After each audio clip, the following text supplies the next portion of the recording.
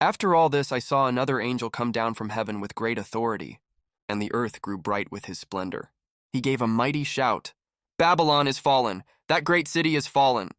She has become a home for demons. She is a hideout for every foul spirit, a hideout for every foul vulture and every foul and dreadful animal. For all the nations have fallen because of the wine of her passionate immorality. The kings of the world have committed adultery with her. Because of her desires for extravagant luxury, the merchants of the world have grown rich.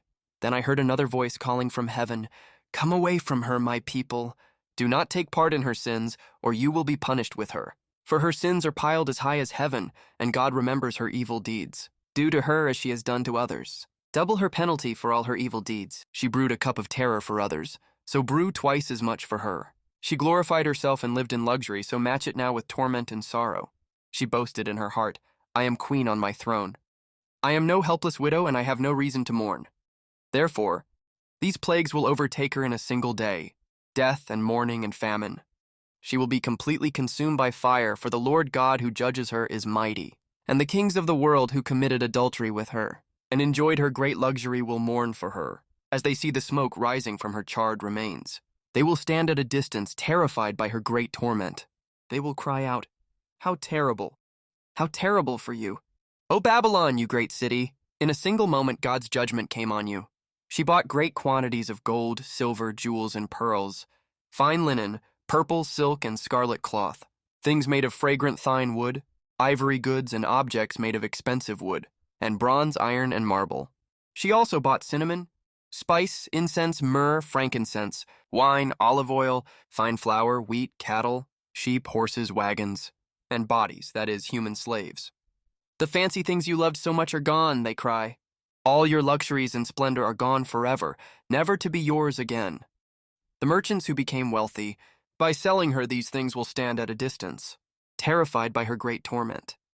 They will weep and cry out, 'How terrible for that great city!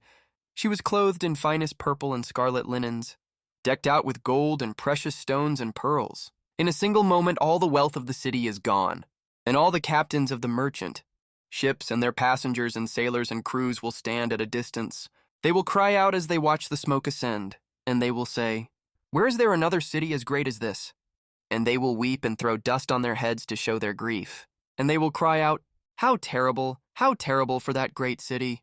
The ship owners became wealthy by transporting her great wealth on the seas. In a single moment it is all gone. Rejoice over her fate, O heaven and people of God and apostles and prophets. For at last God has judged her for your sakes." Then a mighty angel picked up a boulder the size of a huge millstone. He threw it into the ocean and shouted, just like this, "The great city Babylon will be thrown down with violence and will never be found again. The sound of harps, singers, flutes, and trumpets will never be heard in you again. No craftsmen and no trades will ever be found in you again. The sound of the mill will never be heard in you again. The light of a lamp will never shine in you again. The happy voices of brides and grooms will never be heard in you again. For your merchants were the greatest in the world, and you deceived the nations with your sorceries. In your streets flowed the blood of the prophets and of God's holy people and the blood of people slaughtered all over the world." Revelation 18:1-24 NLT.